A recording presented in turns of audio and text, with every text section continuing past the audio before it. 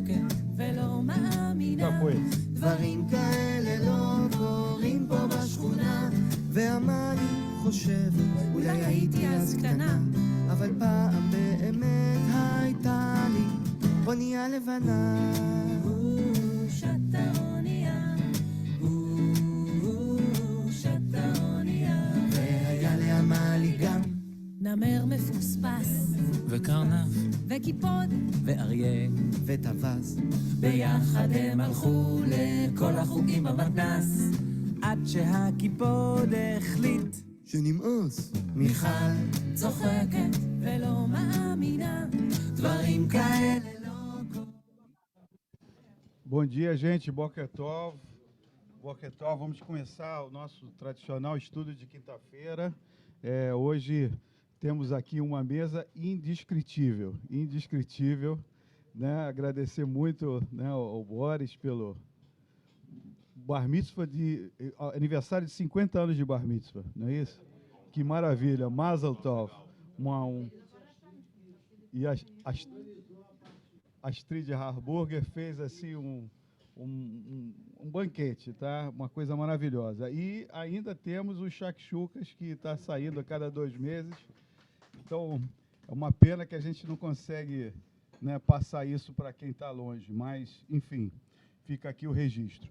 E hoje, assim, com muita alegria, a gente vai falar através da Cláudia Girotti, da Parashá Re'eh, tá? A Cláudia, ela enfim, ela tem umas especialidades que eu nem sei se ela vai conseguir juntar isso em Re'eh, mas é uma especialidade... Vai juntar? Pois é. Eu ia até avisar isso, Vitor. Eu vou falar, me desculpe, mas eu não consigo não juntar. Tá. A Cláudia, ela é uma especialista em gestão de negócios para a economia de baixo carbono, né? Quando teve aquele evento de Sharm el-Sheikh, a representante brasileira foi a Cláudia. E é economia moderna, né, que a gente... Mudanças climáticas. Mudanças climáticas, troca de carbono, essa coisa toda. E, enfim, a Cláudia está sempre com a gente aqui na quinta-feira, e é muito bom estar com ela, mesmo que remotamente. Ela está falando de Brasília, tá, onde ela trabalha, né, junto ao governo.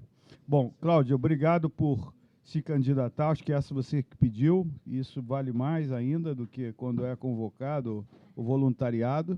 Então, muito obrigado e vamos a Re'eh. Bom dia a todos. Realmente queria estar aí com vocês, principalmente porque é dia da shakshuka. Obrigada, Vitor. Só uma correção. Eu trabalho não agora mais junto, fazendo política pública, né? Não estou mais dentro do governo.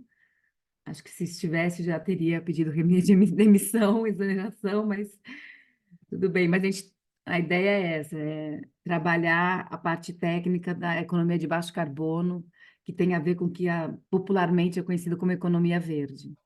Então, eu vou fazer o resumo um pouco da Parashá e, no final, com certeza, juntar com o que todo mundo hoje vive nessas mudanças climáticas. Não sei se vocês acompanharam, Brasília amanheceu domingo com nuvem de fumaça de São Paulo, de queimadas, enfim.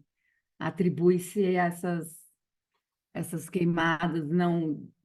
Enfim, a secura, as mudanças climáticas, o que tem acontecido. Bom, vamos lá.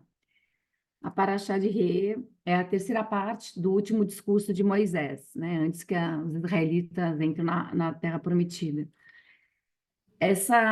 O atributo, eu acredito que esse discurso tem bastante importância, porque ele é as últimas afirmações de Moisés com o povo, né? Depois da travessia, e é um momento de conclusão da etapa, né? da travessia do Egito. Então, na minha visão, é um ciclo que se fecha, né? Como é que são as últimas palavras para que o povo faça a transição. E o resumo esclarece os comandos divinos sobre a lógica da bênção e das maldições. Basicamente, né, no Deuteronômio 27, verso 27, vem: bênção, se obedecerem aos mandamentos do Eterno, seu Deus, que eu lhes ordeno neste dia, né? Tem neste dia. Maldição, se não obedecerem aos mandamentos do Eterno, seu Deus, e se afastarem do caminho que eu lhes ordeno neste dia, e seguirem outros deuses que vocês não vivenciaram. Então, fala sobre vivenciar, pontua neste dia, né, 2 vezes. Então, realmente, é um dia, é um evento que marca a transição, é um dia que marca uma nova etapa depois da travessia no deserto. E depois ele prossegue com as instruções sobre o santuário central, idolatria, os falsos profetas, o dízimo, a alimentação, equidade social e as festividades de peregrinação, né, que é Pessa, Shavuot e Sukkot. E dentre todas essas instruções, tem uma série de leis e normas que é a construção, né, da sociedade. O ponto de vista que eu vou trazer aqui é o próprio significado de Re'eh, que é veja, né? Eu acho que quando começa a Parashá com veja, é uma forma de você trazer intensidade ao que será dito a seguir.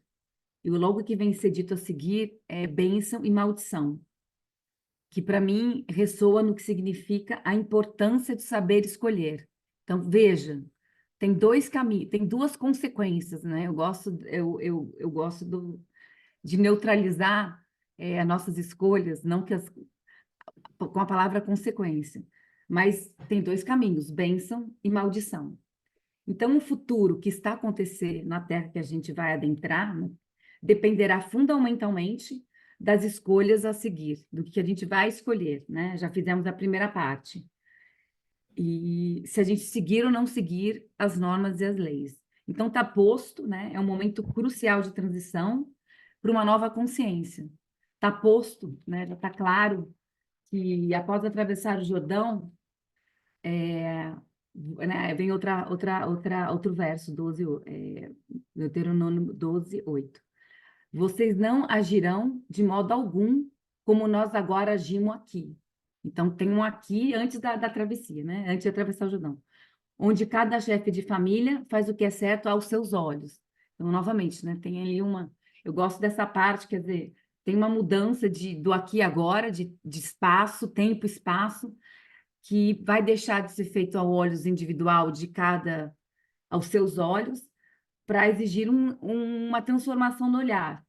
Então, o verbo ver na forma imperativa convida a vermos todos, buscar um mesmo olhar, uma mesma forma de olhar, como a gente vai se comportar, e não mais da forma individual.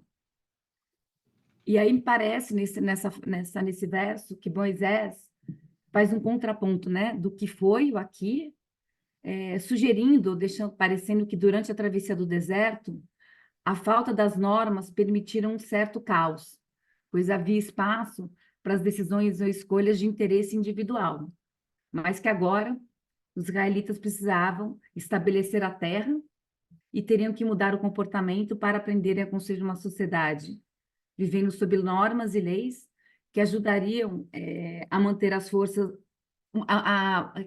que conteriam as forças do caos e do aleatório, sob controle. Então, esse aleatório, muitas vezes a gente quer fazer o que a gente quer, mas, na verdade, quando a gente olha sob o ponto de vista de sociedade, é tudo tão disperso que parece aleatório, né? Não tem uma construção, um direcionamento e propósito. Então, agora tem um propósito que não é mais a travessia do Egito, mas a construção de uma sociedade. Posto, né? Agora estava posto já que obedecer ou não obedecer traria consequências para o coletivo. E era preciso ver antes do acontecer. Educar o olhar, saber desenvolver as habilidades individuais de fazer o certo, bom e o justo para o coletivo. O rabino Breidler Artson, né, da Universidade Americana Judaica, ele coloca, né, o judaísmo não é baseado na preferência individual de cada judeu. Então, acredito que aprender a colocar o bem-estar social sobre as nossas preferências individuais é um caminho importante para os enfrentamentos sociais e ambientais atuais, especialmente nesse momento onde a gente vive uma sociedade de consumo, que parece que o trabalho ele já deixou de ser um caminho de contribuição individual para a construção do coletivo. Muitos livros, né, sociedade do cansaço, falam sobre essa sociedade de consumo, onde o trabalho só é visto como um meio de ganhar dinheiro para o consumo. Então, é uma roda que é feita para o consumo, não se fala de uma construção social, né? Muito individualizado. O individualismo está muito forte nas nossas escolhas e no nosso comportamento. E é muito difícil a gente construir uma sociedade sustentável, inclusive justa, onde o comportamento individual parece sobressair tão fortemente, né? E agora todo mundo tem as suas narrativas, tudo está uma desonestidade intelectual, tem construções de narrativas, né, cada um cria a sua forma de ver, como se identifica. Então, as normas e as leis, elas estão se esmaecendo, né? Tem cada vez mais formas de olhar, criando novas narrativas e criando formas de condução. E aí vem a parte da inovação tecnológica, que apesar de a gente estar muito, né, desenvolvido tecnologicamente, não parece que esse desenvolvimento, essa inovação tecnológica tem sido uma solução para a humanidade, né, em termos de usar essa tecnologia para direcionar para um bem comum. E aí eu acho que, novamente, a importância de a gente ter normas, e por isso que eu gosto de trabalhar aqui, trabalhar em política pública, ou seja, construção de um direcionamento mais comum, né? Uma ideia de realmente construir o bem-estar social. E nessa paraxá, então, eu identifico muito, né, com o próprio nome Veja, que é enfatizar que seguir os caminhos dos comandos divinos é uma afirmação da importância que existe para uma construção de uma sociedade.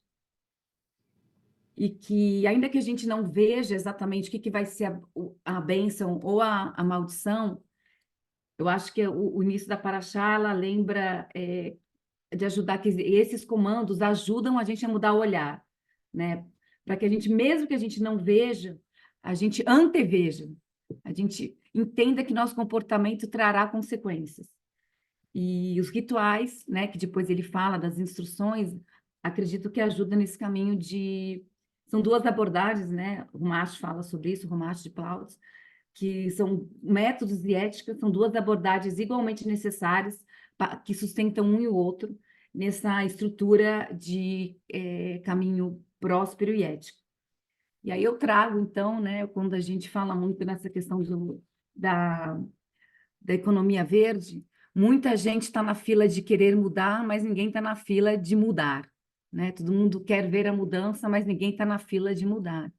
Então, esse enfrentamento atual, que eu acho que é o maior desafio global, que são as mudanças climáticas, se a gente não apresentar, se a gente não ver antes do nosso comportamento individual, a forma que a gente consome, estabelecer um novo ritual de consumo, pensar, selecionar os nossos descartes, se a gente não pensar no que a gente consome, no que emite, sei lá, uma coisa bem boba, mas trivial, eu consumo etanol, eu consumo gasolina, o que emite, o que não emite. Se a gente não entender que é no micro que a gente vai construir um macro, não vai adiantar muita política pública, entendeu? Então, a gente nem consegue construir política pública porque a gente bota para fora da gente, a gente não bota no nosso comportamento individualizado como é que a gente pode construir um coletivo sustentável. Então, acho que essa paraxá, ela traz essa reflexão. Tem uma frase atribuída ao Rabi Nachman de Breslov, que fala: se você pode destruir, você também pode construir. E sem julgamentos ou apontação, acho que o que a gente está vivendo hoje em termos de desigualdade social, crises climáticas, acho que todo mundo tem que olhar corrigir o olhar do seu comportamento individual para conseguir construir um coletivo de bem-estar social. E exige bastante de cada um, porque mudar, deixar de comprar, rever a compra, comprar de produto local, pensar em reparar, em vez de comprar novamente, enfim. Existe uma série de revisões no olhar que eu acho que, como individual, a gente precisa ter para construir um coletivo mais interessante. Então, para mim, o Veja é bem o que significa essa mudança de comportamento, de reciclar, ressignificar, reparar, que a gente pode ter no nosso dia a dia. Então, é essa a minha reflexão. Muito bom, Cláudio, muito bom, muito bom, e você realmente jogou no tema. Eu queria lembrar que a ARE é talvez a única sinagoga do Rio, vou chutar, que tem uma mini floresta, né? A gente tem uma floresta. Isso é uma coisa tão boa, a gente chegar, olhar esse verde, a gente está rodeado de verde. E quando está no estacionamento, muito mais, né? Não sei, isso faz tão bem para a gente e que a gente consiga preservar isso, né? E também gostei muito quando você falou que as decisões são individuais, mas a resultante é sempre coletiva, né? Na verdade, você colocou isso de outra maneira, inclusive colocou isso em relação ao judaísmo, mas eu penso que isso é no geral, né? Não, é no geral, é no geral. É que a gente traz isso nos nossos estudos, né? Então, não tem como, não, estudando, estudar e não trazer o que a gente pode aprender aqui para o todo, não é só para, não é uma responsabilidade nossa, ou seja, do povo do judeu, mas é uma coisa que a gente já aprendeu, né? Tá na nossa consciência como povo a importância. E eu acho de verdade que não é à toa que Israel é Startup Nation, tem muitas tecnologias desenvolvidas para mudança climática. Por isso que eu não estou falando, né, de Israel, mas do mundo que precisa mudar. Mas em termos de nação, se fosse estudar uma nação que busca esse desenvolvimento próspero e direcionamento das suas tecnologias para um conviver mais de bem-estar social e integrado com a natureza, eu diria que é Israel. No próprio livro Startup Nation mostra isso. Como visão nativa, né, de um povo, culturas, instituições, elas participam muito nessa construção. Ótimo, ótimo. Vamos passar aqui ao Uran, depois para Ariel Berg. Cláudio, eu queria só lembrar, eu estava vendo uma notícia anteontem que o que era para 2050 foi apontado para 2030 como objetivo para o Brasil de corte das emissões, e que se isso não for cumprido, a gente realmente está ferrado, assim, mais do que já está. Então, quer dizer, a luz está mais do que vermelha, né? E a gente está vendo aí, né? Muitos vão dizer que é comum tudo que acontece, mas é tanta coisa maluca ao mesmo tempo. E deixar claro que é uma construção de olhar individual, mas que precisa de uma massa crítica, não adianta só a gente olhar dessa forma, contribuir para a gente contribuir com essa construção ética. Bom dia. Primeiro eu queria agradecer o Vitor pelo shakshuka, que estava muito bom, e pelo kit também, que veio aqui, está um espetáculo, todas as comidas que vier. Nessa questão que você fala sobre normas públicas, eu tenho lido muito jornal que tem um problema de falta de água nas represas, que tem que fazer o eólico, o solar, e as termoelétricas vão ligar para suprir a eletricidade. Aí a gente para olhar o seguinte: meu filho que faz arquitetura, eu sentei com ele outro dia, a gente pegou várias plantas de apartamentos que estão sendo lançados no Rio de Janeiro.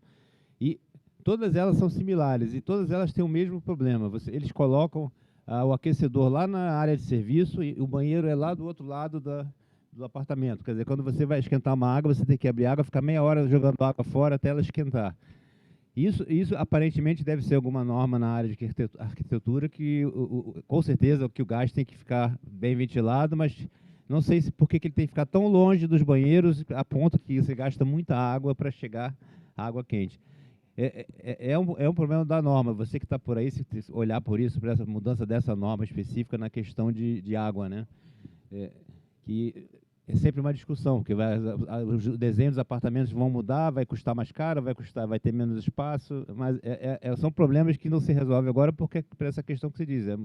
Se mudar a norma, vai ter muita gente contra, porque questão monetária, questão de valor, questão de tudo mais, tem que ser feito. Porque hoje ainda se tem muita água, mas até quando vai ter muita água, até quando você tem que ligar a termoelétrica e por aí vai. E esquentar a água, ficar lá, às vezes 5, 10 minutos esperando a água, passar água fria, até começar a esquentar, porque o banheiro um apartamento que tem 200 metros de distância do banheiro para a área de serviço, é muita água que vai embora. São normas erradas que deve ser muito difícil para mudar, mas fica a ideia para você aí tentar brigar por isso em Brasília. Essa parte é bem específica, Ricardo.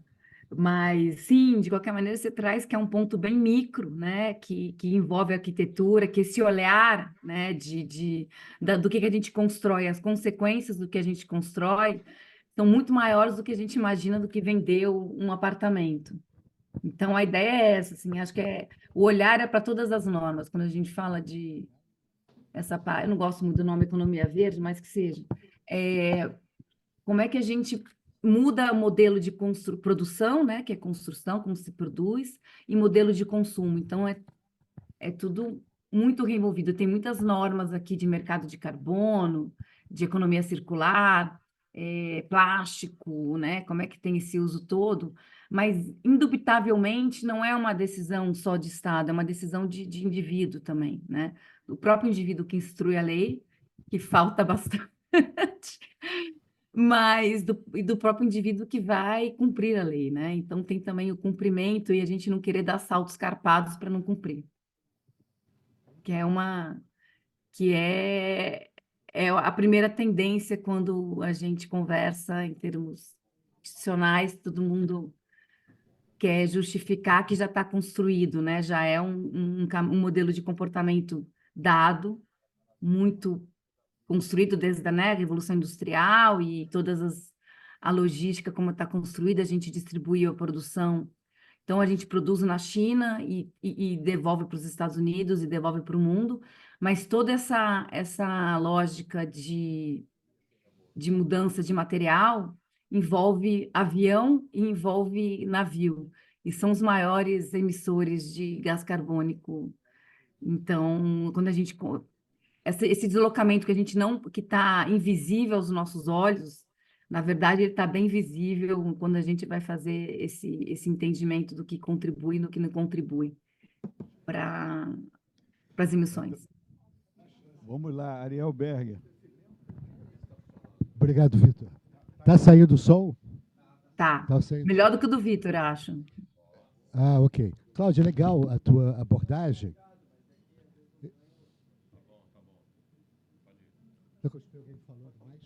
Ok, então, tem uma citação ainda do século passado, que é Think Global, Act Local, Uhum. que durante muito tempo era o moto, ou seja, pense global e haja localmente. Isso é Califórnia, Estados Unidos, mas ficou meio que fora de moda. Uma curiosidade só, eu acho que o Victor Civita, da editora Abril, era judeu, porque ele fez uma revista chamada Re'e Velikro. Ele era judeu. Então ele fez Re'e Velikro. Acho que ele puxou desse Passuque, o nome dele. Agora que você fala de consumo, eu acho que é um viés muito pessoal, Cláudia, porque mais da metade da população mundial não consome absolutamente nada. Absolutamente nada. Mais da metade da população mundial morre de fome, não tem opções nem de chegar a pensar e elaborar um pensamento. Então, se você não tem as suas necessidades básicas atendidas de alimentação, de moradia, de vestimento, que é o mínimo do mínimo, você não tem condição de se colocar no mundo. E aí vem que essas populações sofrem na mão de ditadores, na mão de guerras civis que, óbvio, que não aparece na Folha, não aparece no Globo, nem no Estadão, porque o que dá mídia é Israel, Gaza e um pouquinho a Ucrânia, que também está meio que esquecida. Agora, política pública é algo extremamente perigoso. Nossa Excelência, o Presidente da República, que é uma sumidade e nada, ele publicou ontem o Programa de Energia Verde, que é uma DREC, que é todo baseado em gás, que vem da extração de petróleo, não tem absolutamente nada de ecológico. E aqui, todo mundo bate palma. Então, essa é a política pública que a gente tem no nosso país. Fechando, por coincidência, ontem eu assisti um seminário sobre o mercado de gás carbono no estado do Rio de Janeiro. Tá? E eu fiquei extremamente triste, porque o mercado é nada. O Brasil hoje não alcança 1% do seu potencial. E a estrutura de você poder se habilitar para entrar nesse mercado de carbono é muito complexa, de projetos ambientais, certificações, é um custo que realmente afasta as pessoas. Então, eu fui pesquisar mercado financeiro, o que a gente tem hoje de opção. Tá, eu acender uma lâmpada, eu agora sou a favor do mercado de carbono. O único que eu encontrei no Brasil é um fundo do Banco Safra, que é de patrícios nossos, né? Não é Itaú, não é Bradesco, é o Banco Safra, que aplica majoritariamente em projetos que transacionam no mercado de carbono. E só. Nada acontece. Tem muito papo, muita discussão, tem um governo que entra fazendo besteira. Agora, a foz do Amazonas, que era intocável, agora vai ser objeto de prospecção. Então, fica uma situação muito complicada da gente poder vislumbrar uma saída para que isso tudo possa ocorrer legal. Agora, a questão de consumo é a questão das opções e depende muito da renda das pessoas. Eu acho que uma parcela muito pequena da população mundial tem esse dia a dia que você mencionou de comprar continuamente, descartar, não reparar. Isso é um extrato mínimo da população. Acho que a população nossa ainda, do mundo todo, sofre muito por falta de moradia decente, vestimenta e alimentação. Acho que a gente tem que olhar para esse povo e pensar o que fazer e não, não, eu vou consumir menos. Você chega para um cara que almoça o dia sim, dia não, e vai dizer, não, eu estou preocupado em consumir menos, o cara vai olhar para você e vai rir, porque o almoço dele é dia sim, dia não. Então, o viés, eu acho que tem que ser realmente pensar global e procurar, de alguma forma, agir localmente. É isso, obrigado. Falei muito. Posso falar? Tem alguém a falar? Eu posso reply. Com certeza. Então, Ariel, é isso. Na verdade, por isso que eu estou falando sobre a mudança de olhar. As normas não estão bem postas, em momento nenhum eu falei isso. Tem muito mais distorção e muito mais o antigo olhar querendo construir um novo olhar. Exatamente por isso da importância de a gente buscar antever, né? Ver antes de acontecer, porque as pessoas não estão vendo antes de acontecer. Está acontecendo e depois querem arrumar, enxergando da mesma forma como enxergavam antes. Então, não é... Eu não disse que as polícias... Eu disse que elas são necessárias, as normas e as leis são necessárias para uma transformação, mas a transformação do olhar de quem faz a própria norma. E a lei, também é necessária, tanto que as leis não foram feitas a princípio, né? Foi Moisés ordena, não é as nossas leis, são os comandos divinos. Então, a princípio, não foi a gente que ordenou, essa foi uma transferência de ordem de Moisés para a gente, de como a gente poderia estar, como seria importante entender, ver que o comportamento levaria a consequências. E em relação ao consumo, como você falou, né, local e global, é lógico que não existe a possibilidade de eu cobrar, exatamente até vou pegar o dízimo, né, que você não cobra a mesma coisa de todo mundo na construção e nessa reparação, nessa equidade social. Mas sim, e quem faz as leis, né, a Europa, China, quem tem mais poder de barganha em termos de construção, vou falar da ONU, não gosto da atuação da ONU de maneira nenhuma, tem uma série de viés cognitivos e desinformação. Você tem um excesso de consumo. Estados Unidos, se você for olhar a lógica de consumo de muitos poucos, realmente está conseguindo muito plástico, muita roupa, muitos desertos com muita roupa. Então, é lógico que quando você mesmo falou, né, pensar global e agir local. É lógico que não é exigido, nem em cooperação global, né, tem os países desenvolvidos que são a eles atribuído toda essa lógica, né? E tem até a parte do financiamento climático, transferência de dinheiro para os países subdesenvolvidos, tem fundos de perdas e ganhos, que é direcionada, não é suficiente, mas alguma coisa ainda é direcionada para os países conseguirem, mas é fundo de perdas e danos, ou seja, já são fundos de consequência, já são fundos para reparar consequências que a gente não conseguiu olhar antes que aconteça. Então, exatamente pelo que você descreveu, que é importante individualmente a gente olhar do que a gente pode construir e não esperar que o outro olhe e construa para que daí a gente comece também individualmente mudar o olhar. Então, é uma construção. O que você comentou é só prova de que a Paraxá é importante. Tá. Eu só vou agregar aqui, né, me ocorreu, tem uma pessoa que até participava desse Binham, que escreveu um livro. Primeiro, ele estudou 25 anos para escrever esse livro, né, e o livro chama Predadores 1, Edgar Leite, tá? E o livro, é muito bom esse livro, e ele fundamenta que um dos problemas do Brasil é o comportamento, o ethos predador, né? O Brasil, ele nasceu com predação e até hoje é predação, né? Começava antigamente pau-brasil, papagaio, leva tudo para Portugal, vende, acaba, etc. E até hoje, você vê uma praça pública aqui no Rio de Janeiro, dificilmente é bem cuidado, dificilmente. As pessoas não conseguem entender o público, né? O público fica muito perdido nessa história, né? Coletivo, né? No condomínio, eu lembro de um condomínio que eu tinha, só para ser rápido.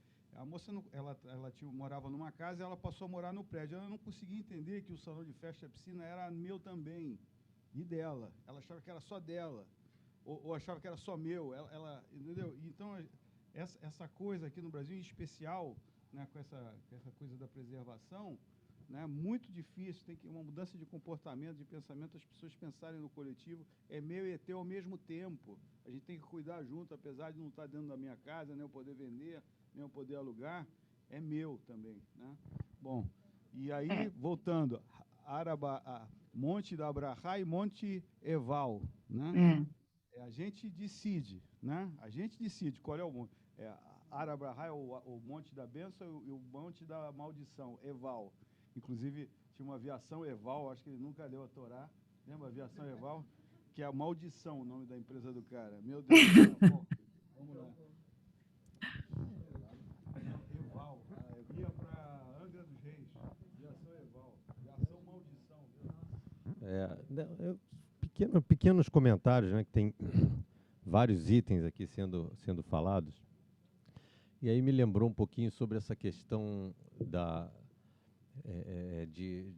do carbono. Fala-se muito esse negócio. Eu ainda não consegui até hoje entender exatamente como funciona você compensar crédito de carbono, mas eu acho muito curioso. Você pega...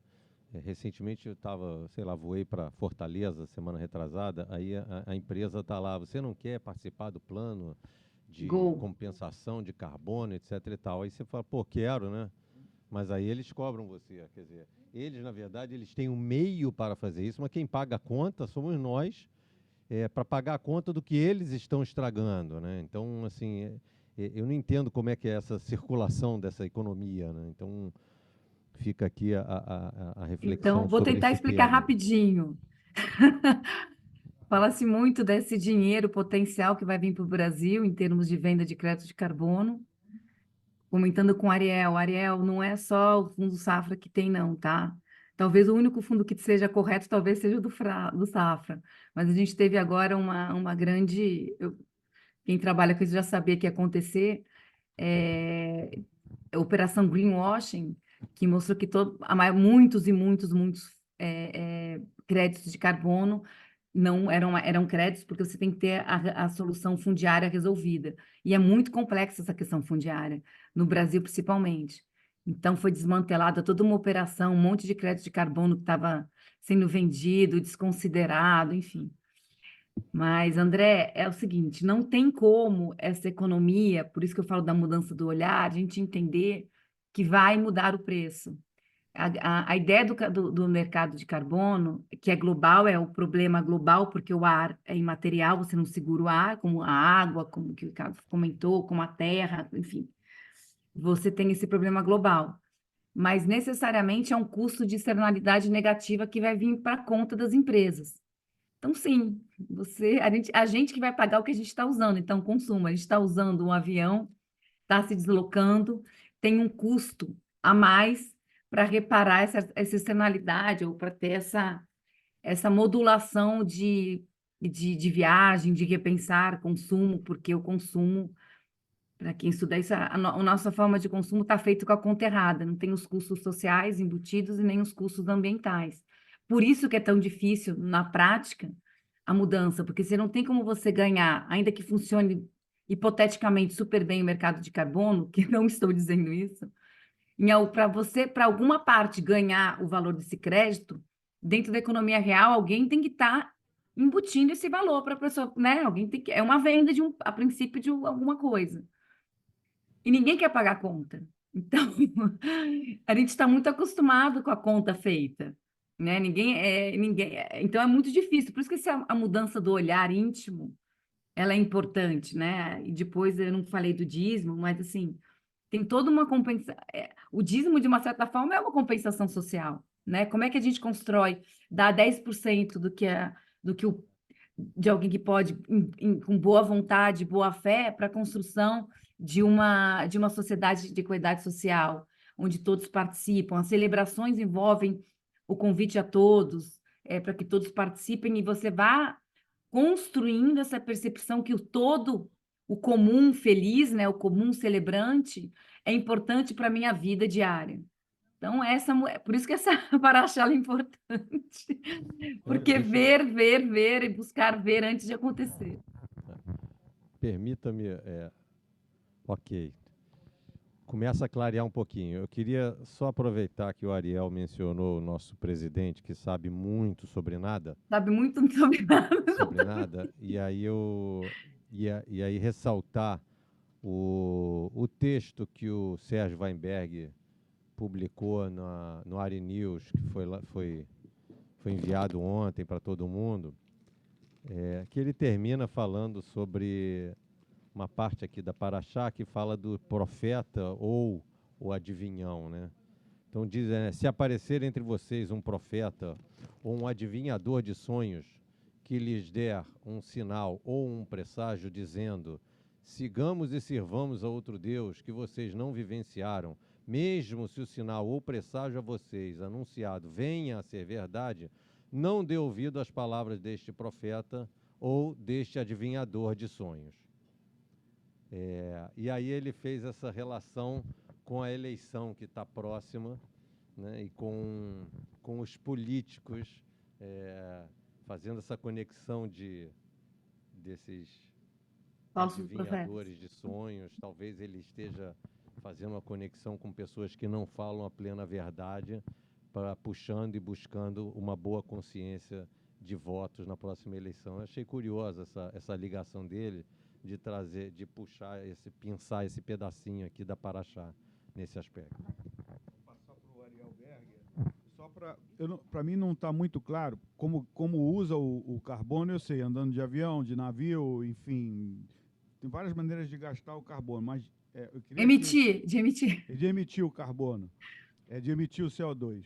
Mas como é que a gente gera o crédito? É só plantando mesmo ou tem outras maneiras? Não, tem muitas maneiras de ter crédito. A que eu mais gosto não é o problema esse assunto é muito profundo, mas a que eu mais gosto é quando você consegue transformar lixo em energia, né? Então, em aterro sanitário, você captura a emissão do metano e produz gás, né? E transforma em energia, por exemplo. E aí você atribui isso crédito de carbono, uma vez que metano é equivalente, e aí você está deixando de emitir, transformando em energia. Então, é um outro tipo de crédito de carbono. Tem várias formas, estoque e fluxo, e são vários tipos, né? Por isso tem essa discussão, tem uma discussão de troca internacional de crédito, como é que faz essa contabilidade internacional. Essa é a discussão da COP, que eu confesso, quando eu fui no Egito, eu estava no Monte Sinai, eu desci e falei, eu acho que eu também teria quebrado as normas, as pedras da lei, porque realmente é crítico ver como tem falso profeta como a gente também, nessa paraxá, como a gente tem que estar atento a falsos profetas que querem construir leis, atento na hora do voto, porque tem muita gente querendo se desculpar no voto verde, né? Ou sei lá, não vou falar que é o nome de. Não vou entrar no mérito, mas na verdade no dia a dia também não quer ter essa mudança, então se redime votando em falsos profetas. Então, acho que essa é uma outra visão também de olhar a quem você atribui qualidade de construção de normas e leis. Então, acho que está tudo bem envolvido nessa paraxá em termos de que essa mudança de olhar, ela envolve realmente tudo, né? Eleição, como é que a gente estabelece quem vai conduzir, como é que serão feitas essas normas. E não Ótimo. é, nunca falei que é trivial, eu só acho que é necessário e urgente essa mudança de condução de olhar e construção de como a gente pode pensar a cada momento que a gente faz, o que a gente pode estar contribuindo por todo.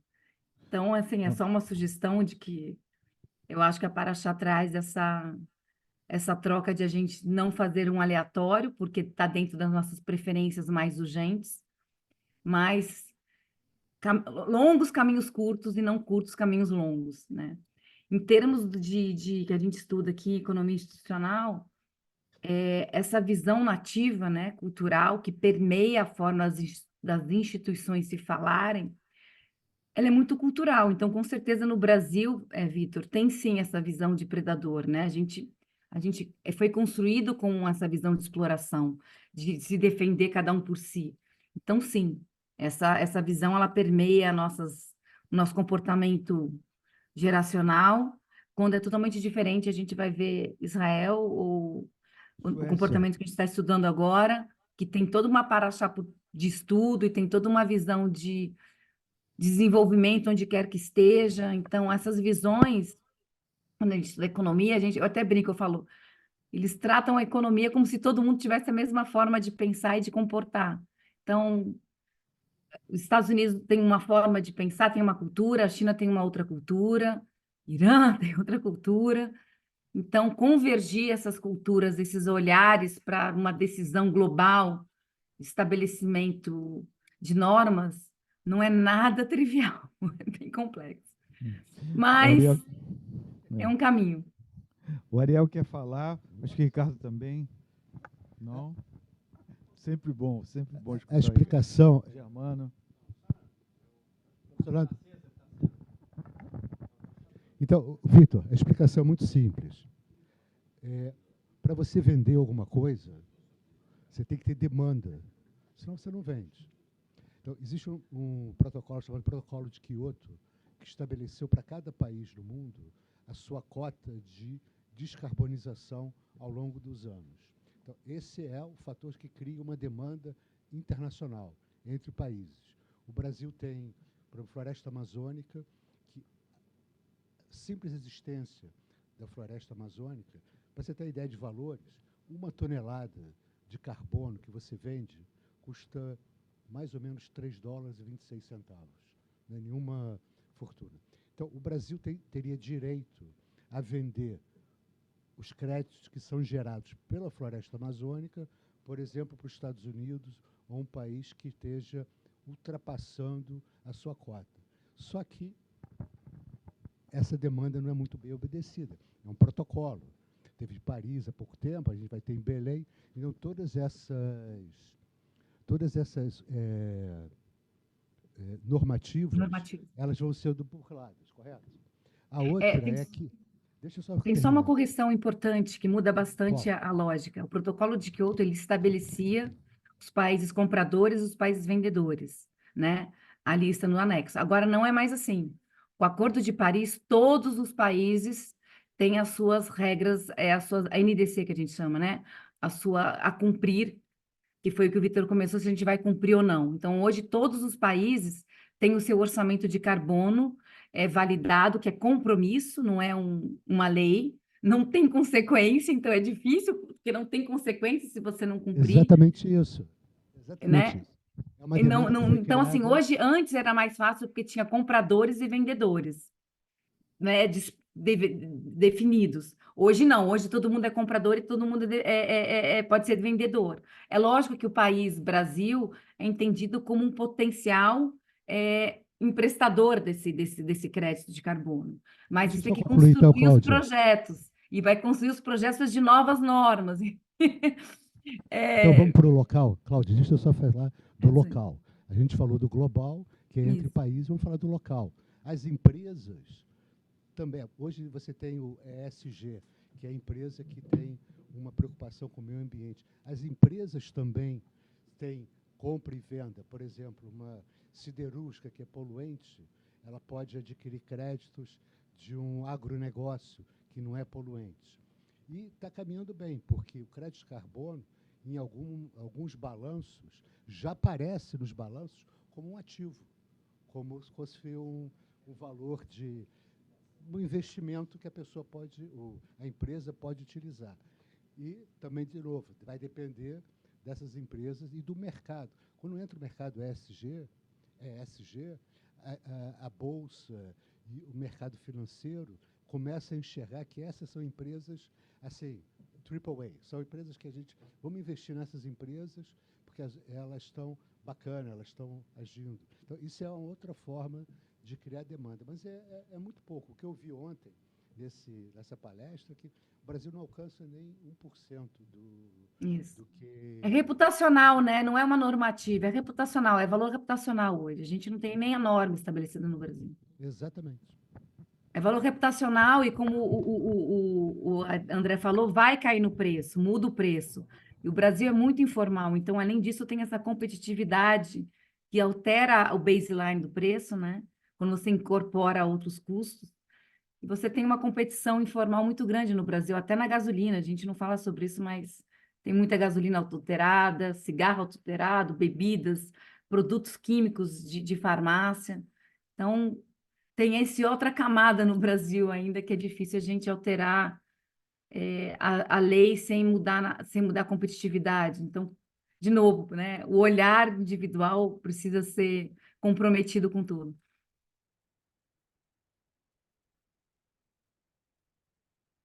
Travou aqui para mim. Travou para vocês? Estão ouvindo? O Ricardo vai jogar para o judaísmo agora de novo, né? Tá bom. Não, você falou assim que não tem consequência muito rapidamente. Eu acho que tem, né? Tem uma queimada aí, tem a Não, eu enchente. falei que tem. A verdade tem consequências. A gente tem que Não tem ver as muita pra consequências. o Isso que é país, né? difícil. A gente vê uma consequência que acontece no longo prazo.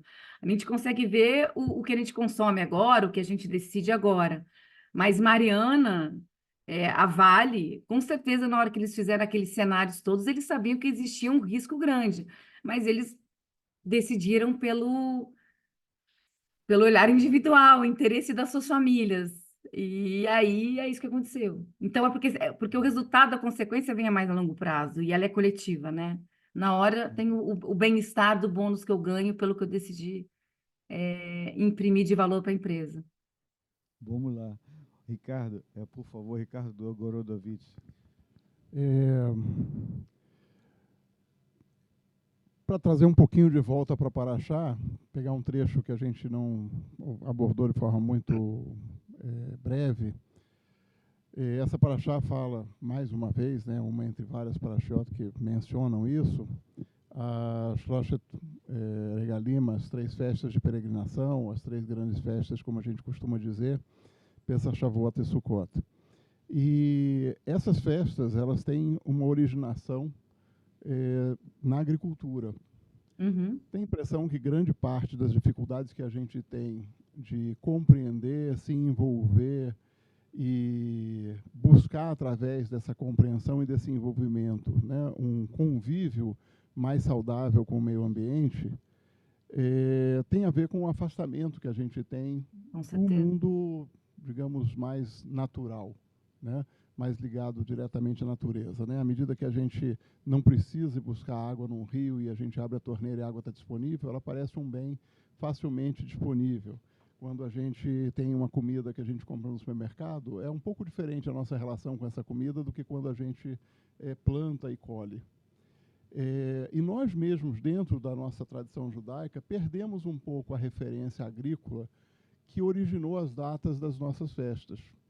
Então, Pessach é um início de fim de colheita, Shavuot é o fim dessa mesma colheita, o Pessach, o início do fim da colheita de grãos, Shavuot é o final da colheita de grãos, Sukkot é final da colheita de frutos. Dentro desse contexto, né, a gente elaborou todo um modelo de relacionamento com essas festas que se distancia um pouquinho disso. E talvez lembrar dessa origem e dessa relação possa fazer com que a gente tenha, que a gente vincule, né, a nossa forma de viver à preservação da natureza. Particularmente, cada uma dessas festas, a meu ver, tem uma função muito específica. Se a gente for pensar no ESG, né, no ESG, talvez Pessach seja a festa que defina a base da questão social, que é a liberdade, né, a possibilidade de você ser plenamente, né, de você poder agir conforme sua própria identidade, conforme sua própria consciência, permitir que você desenvolva toda a sua capacidade. Então, Pessach, de certa forma, é a festa da liberdade, e é também uma festa de conscientização social, né, de um grupo livre. Mas esse grupo livre ele precisa de uma governança, e essa governança é estabelecida através do recebimento das leis em Shavuot. Então, nós passamos a ter uma governança, passamos a ter uma diretriz de relacionamento, né, a gente pode chamar um relacionamento nas 3 direções, né, em relação a algo que nos transcende, em relação a nós mesmos, em relação ao próximo, a partir do recebimento das leis em Shavuot. Mas nem a liberdade, nem a governança funcionam bem se a gente não tiver a noção da fragilidade da nossa existência. E por isso a gente precisa vivenciar Sukkot, onde a gente fica em cabanas que são um ambiente frágil, que se sustenta em função das pessoas que estão ali dentro. É aquela sociedade, aquela fraternidade que existe ali dentro que vai sustentar esse ambiente do Sukkot. Então, acho que essa paraxá traz esse vínculo entre as datas que se referem à natureza, que se referem às colheitas, e a nossa forma de existir, talvez dando uma boa diretriz de vivência para a gente. Obrigada por colocar dessa forma, maravilhosamente bem. Como eu falei, né, celebrar no coletivo é uma educação que o coletivo é importante, muito para além do individual. Eu acho que uma vez eu brinquei numa aula, falei que se eu tivesse que fazer uma única mudança, eu estabeleceria as festas da peregrinação, brincando com um grupo de amigos que sabem que eu sou judia, exatamente para todo mundo lembrar que alface não dá em gôndola de supermercado. A gente não tem, as crianças, né, essa educação ambiental, ela é muito importante no que você falou, né, dessa construção de entendimento do local e do global. É um desafio. É um desafio. Agora, novamente, né, somos muitas formas de viver, muitas visões nativas, e felizmente Israel contribui bastante com muita tecnologia agrícola, principalmente, são as Climate Techs, Energy Techs, para estar transformando o mundo num lugar melhor, isso eu posso dizer. Biodigestor autônomo, muitas tecnologias que contribuem bastante. O próprio GPS é muito, enfim. Por isso que eu acho que a gente, querendo ou não, a gente tem esse olhar, eu acho que não é à toa que, como povo, tem uma visão diferenciada. Olha, obrigado, Cláudia. Vamos aqui não deixar de ter a participação do Germano, que vai nos espetar, a todas. Estava esperando. E o Uran, que está na fila para falar não, eu não queria falar, eu só queria corrigir, porque parece que deu a entender que eu só estava falando da água, que demora, que gasta água à toa. Mas eu estava pensando também do outro lado, que para essa água quente chegar lá na ponta, o gás fica queimando aqui e produz fumaça e poluição. Sim, então, eu entendi. dos dois lados, gasta água de um lado e do outro lado sim. gasta gás. Dois desperdícios, duas não eficiências. As duas não ineficiências. Eu estava pensando dos dois lados que essas normas fazem que longe de tudo e não funciona. É só esse adendo. Então vamos passar aqui para o Germano. Eu acho que esse microfone ainda está ruim, né? Espera aí, deixa eu pegar aqui o outro. O outro está aqui. Bom, Cláudio, primeiro agradecer o seu estudo e vou voltar um pouco aqui ao nosso chão. O que eu acho interessante é que, se seguir os mandamentos, não necessariamente conduz ao seu bem-estar geral, é uma coisa muito pessoal. Então, nós estamos discutindo tanto aqui os caminhos que a gente deveria ter da melhor maneira e da melhor forma, mas é preciso deixar claro que a recompensa disso é pessoal. Não esperar que o caminho que você traça vai lhe trazer tanto sucesso ou qualquer coisa em torno disso, para que as coisas possam prosseguir desta forma.